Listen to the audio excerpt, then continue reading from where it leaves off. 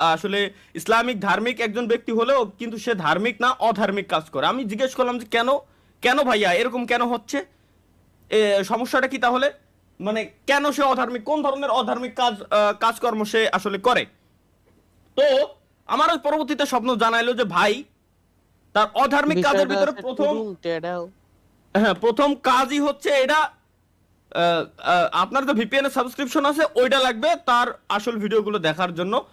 তারপরও আসলে আমার মাথার ভিতরে ঢুকতেছিল না যে আসলে কেন এটা সাথে ওইটার কিসের সম্পর্ক আমি বুঝতেছি না ভাই, প্রবলেমটা কি মূলত। তো পরবর্তীতে আসলে ভাবলাম যে সার্চ মার দিয়ে দেখবো, তখন সে আমার বলে যে ভাই না, রমজান মাসে এটা দেখা যাবে না, রোজা শেষ হলে এরপরে।